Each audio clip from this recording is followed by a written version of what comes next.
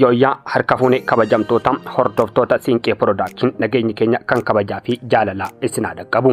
Har'aan tana garee BRICS kun maali akka ta'ee fi biyyoota kamtutu garee kanatti makame kan jedhu qabannee isiniif dhiyaannee jirra. Hanga xumurichaatti nu faana ta'uun hordofaa akkasuma mootu yuutuubicha keenyaaf warri haaraa taatan sabaskiraayib, laayik, sheer gochuu hin dagatinaa.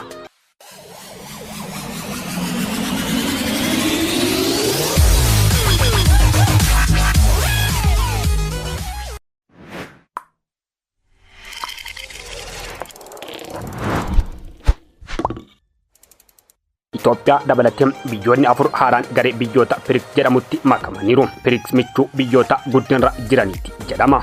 Dinagdee biyyoota kana dabalaa adeemuun gabaa addunyaa keessatti dhiibbaan isaa uumanis guddataa jira.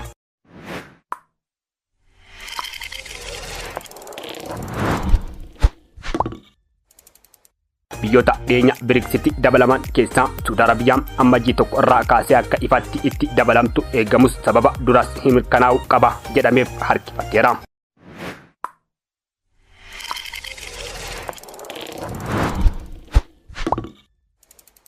Fedhiin BRICS kanas biyyoonni addunyaa jiran siyaasa idil addunyaa keessatti dhiibbaa qabaatan akka dabaludha. Ofii biyyoonni haaraa miseensa ta'u eenyufaadha? BRICS bara 2006tti Biraazil, Raashiyaa, Indii, Chaayinaa qabaachuun kan hundaa'e yoo ta'u, Afrikaa Kibbaa boodarra itti makamte. Afrikaa keessaa miseensi jalqabaa kan taate Afrikaa Kibbaa yoo taatu, amma Itoophiyaa fi Masir Afrikaarraa itti dabalamanii jiru. Biyyoonni miseensa BRICS ta'an kanneen baay'ina uummata addunyaa dhibbeentaa 40 kan qabaatan yoo ta'u, dinagdee biyyoonni miseensa BRICS ta'an jalqaba 5 qaban dinagdee addunyaa keessaa harka 26 kan ta'udha. Kaayyoon BRICS biyyoota guddataa jiran murteessoo ta'an walitti fiduun siyaasaa fi dinagdee biyyoota dureeyyii Ameerikaa kaabaa fi Awurooppaa lixaa dura dhaabbachuu akka danda'an gochuudha.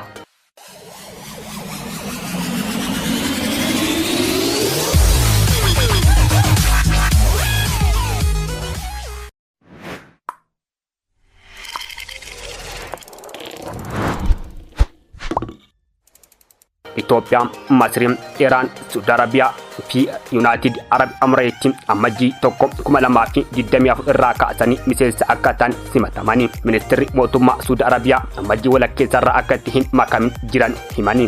Haa ta'u malee isa booda mootummaan Afrikaa Kibbaa miseensummaa Saudi Arabiyaa mirkaneesseera. Arjentiinaas akka itti makamtu affeeramtee turte. Garuu pirezidaantiin haaraa biyyattii Jaafir Miiliyeen akkuma aangoo qabatanii muddee 2023 keessaa baasanii. Gareen kun ajandaawwan ijoo tarreeffachuu murteewwan kan dabarsu karaa waggaa isaa irrattidha.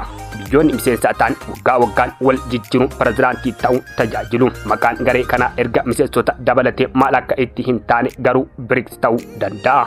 BRICS maaliif murteessaa ta'e kan jedhuuf ammoo biyyoonni BRICS biyyoota addunyaarraa humna qaban kan akka Chaayinaa fi Raashiyaa akkasuma biyyoota ardii keessa jiran keessaa dhiibbaa guddaa qaban kan akka Afrikaa Kibbaa fi Biraazil dabalata. BRICS erga miseensa dabalataa bal'atee booda baay'inni uummata biyyoota miseensa ta'anii biliyoona 3.5 yookiin ammoo baay'ina uummata addunyaa parsentii 45 ta'a.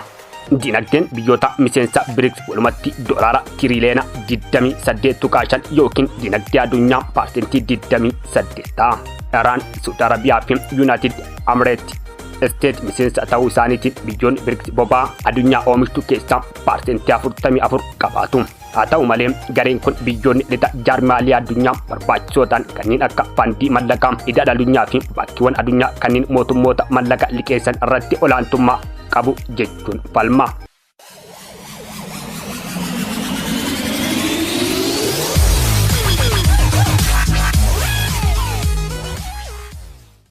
Dinagdeen biyyoota guddachaa jiraniitiin sagalee fi bakka bu'ummaa guddaa arguu barbaada. Bara 2014tti biyyoonni BRICS bu'uuraalee miseensa guddisuuf mallaqa liqeessuuf baankii misoomaa haaraa hundeessanii. BRICS numa bara 2023tti pirojektoota daandii haaraa, riqicha, daandii baaburaa fi dhiyeessii bishaanii fi biyyoota guddachaa jiraniif gara doolaara biliyoona 32tti dhiyaatu kenneera. Kun kaayyoo Chaayinaa BRICS qabdu isa guddaadha. Akka Profeesar Padaraay Kaarmoodii kolleejjii Trinity Dubliin jirurraa dubbatanitti karaa BRICS Chaayinaan humnaa fi dhiibbaa ishee guddisuuf yaalaa jirti. Keessumaa Afrikaa keessatti jedhanii kibbaa addunyaatiif sagalee adda duree ta'uu barbaaddi. Humni addunyaa guddaan garee kana keessa jiru inni biraan kaayyoo adda ta'e qaba. Raashiyaan BRICS akka qaama lola warra lixaarratti gootutti ilaalti. Qoqqobbii weerara Yuukireen booda irraa kaa'ame akka mo'attuuf ishee gargaara jedhee Kiiroon Baalter dhaabbata qorannoo Laandaan keessa jiru Chatham House jedhamurra. Iraan miseensummaa dabalachuun ammoo farrummaa BRICS warra lixaaf qabu akka dabalu danda'u taasisa jedhama. Mallaqni BRICS doolaara bakka bu'a kan jedhuuf ammoo biyyoonni yeroo baay'ee doolaara Ameerikaa fayyadamu waliin dalu. Olaantummaan doolaarri qabu hir'isuudhaaf namoonni siyaasaa adda duree Biraazilii fi Raashiyaa mallaqa BRICS uumuuf yaada dhiyeessaniiru. Haa ta'u malee kun yaa'ii garee kanaa bara 2023 irratti hin mari'atamne. Biyyoonni BRICS dinagdee isaanii baay'ee adda waan ta'eef mallaqa waloo uumuun qabaatan hin ta'u jedhu Profeesar Kaarmood. Haa ta'u malee garee fuulduratti mallaqa haaraa kaffaltii daldalaa idil addunyaatiif oolu tokko yookiin mallaqa kirpiitoo kरेंसी daldala idil addunyaatiif oolu uumuuf yaaduu danda'u jedha. BRICS dorgomaa G20 kan jedhuuf ammoo gareen G20 bara 1999 keessa biyyoota guddatanii fi guddachaa jiran kan hundeeffame yoo ta'u dhimmoota addunyaa irratti mari'ata. Haa ta'u malee gareen BRICS biyyoota G20 keessa jiran hedduus of keessaa qaba. Garee fuulduratti waliin hojjechuu danda'u jedhu Dr. Eren Miyaan Instituutii qorannoo tarsiimoo idil addunyaa irraa wal ta'uun biyyoota guddachaa jiranii jijjiirama qilleensaa ittisuu mallaqa dabalataa dhiibbaa gochuu danda'u jedhu.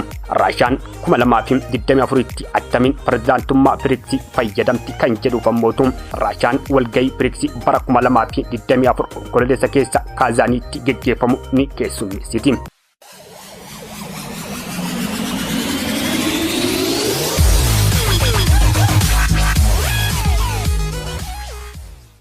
Pirezidaantiin Raashiyaa Valdimir Puutiin akka jedhanitti ga'een BRICS sirna faayinaansii idil addunyaa keessatti qabu guddisuun tumsa baankota gidduutti uumuu itti fayyadama mallaqa BRICS babal'isuun tumsa abbootii taayitaa gibiraa fi gumuruuka gidduu jiru jajjabeessaa. BRICS waliin Raashiyaa Yuukireen weeraruu isheetiin alatti ammallee addunyaa guutuu keessatti hiriyootaaf michoota akka qabdu warra lixaatti agarsiisuu barbaadde jedha Dr. Miyaan.